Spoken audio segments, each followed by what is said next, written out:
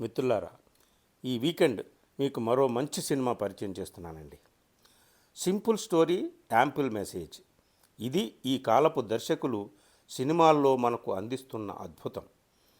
తమిళం, మలయాళం లాంటి భాషల్లో ఇలాంటి అద్భుతాలు చాలా జరుగుతున్నాయి. ఇప్పుడు నేను మీకు పరిచయం చేయబోతున్న సినిమా కూడా అలాంటి ఒక మంచి సినిమా జాబితాలోనిదే.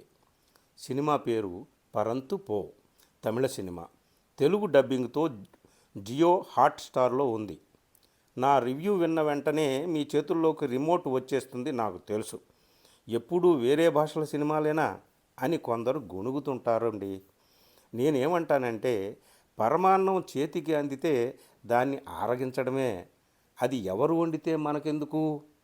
ఇంకా సినిమా విషయానికి వచ్చేద్దాం. రామ్ అనే దర్శకుడు చాలా బ్యూటిఫుల్గా, అత్యంత ప్రతిభావంతంగా, మంచి క్రాఫ్ట్స్మ్యాన్షిప్తో నిర్మించిన సినిమా ఇది. ఈ సినిమా చూసిన తర్వాత మనలో ఏవేవో ఆలోచనలు చెలరేగుతాయి. తీసుకున్న సబ్జెక్ట్ని డైరెక్టర్ డీల్ చేసిన విధానం మనల్ని ముగ్ధుల్ని చేస్తుంది.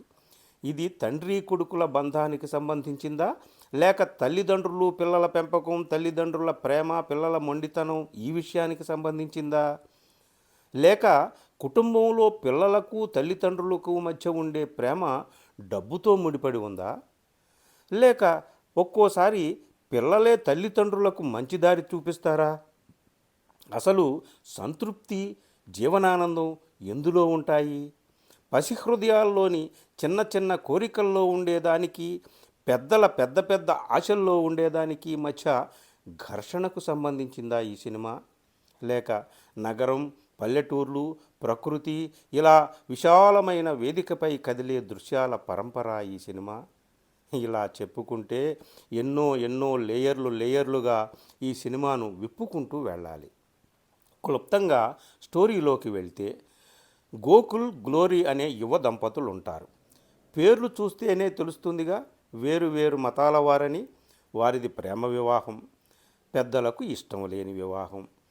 ఇదంతా కథ నడుస్తుండగా కేవలం ఒక షాట్లో మనకు తెలుస్తుంది అంతే. కొడుకును పెద్ద కార్పొరేట్ స్కూల్స్లో లక్షలు ఖర్చు పెట్టి అయినా చదివించాలి. వాడికి ఏం కావాలంటే ఎన్ని వేలైనా ఖర్చు పెట్టి కొనాలి అనేది వాళ్ళ ఉద్దేశం. అందుకోసం వాళ్ళిద్దరూ విడివిడిగా ఉంటారు. గ్లోరీ చీరల వ్యాపారం చేస్తూ ఒకచోట ఉంటుంది. గోకుల్ మరొక చోట పనిచేస్తూ 3వ తరగతి చదువుతున్న 10 ఏళ్ల కొడుకుతో మరొక చోట ఉంటాడు. భార్యాభర్తలిద్దరూ వేరుగా ఉండడం అనే ఏర్పాటు కూడా మనకు కథ నడుస్తుండగా తెలుస్తుంది తప్ప దాని గురించి ప్రత్యేకమైన ఘట్టాలు, సన్నివేశాలు ఉండవు. మొత్తం స్టోరీ తండ్రి గోకుల్, కొడుకు అంబుల మధ్య నడుస్తుంటుంది. అయితే గ్లోరీ కూడా ప్రతి ఫ్రేమ్లోనూ, ప్రతి సన్నివేశంలోనూ ఉంటుంది. ఇదంతా డైరెక్టర్ ప్రతిభ. తండ్రిని ముప్పు తిప్పలు పెడుతుంటాడు కొడుకు అంబు.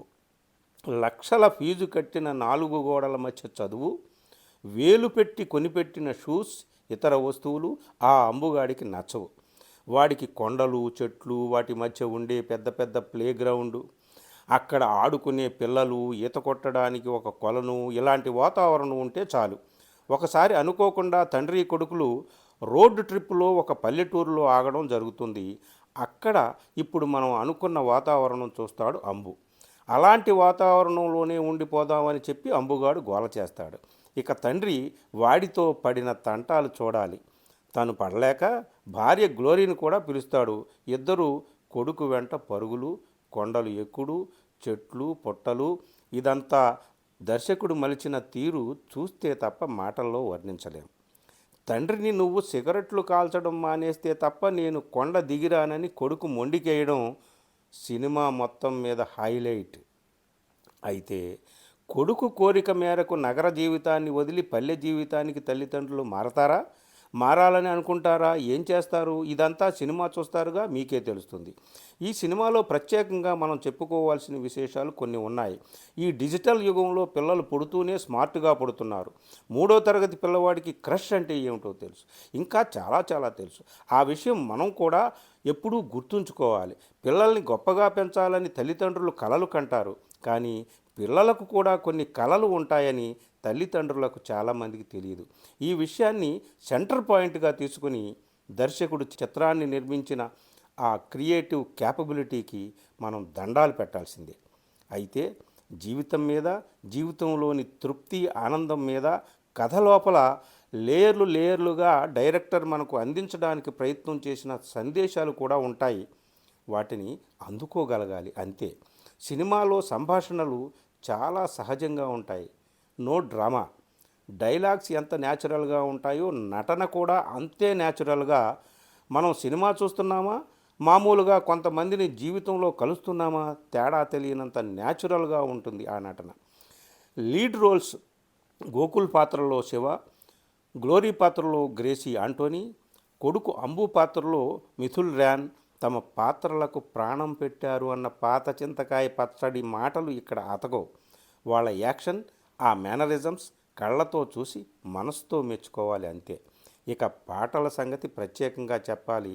సంభాషణల్లాగానే పాటల్ని కూడా అతి మామూలు పదాలతో మాటల్ని పాటలుగా మలిచిన తీరు సింప్లీ సూపర్బ్.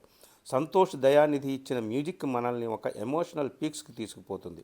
ఈ సినిమా ఎండింగ్లో డైరెక్టర్ చెప్పిన కొన్ని మాటలు మీకు ఇక్కడ నేను కూడా చెప్తాను, వినండి.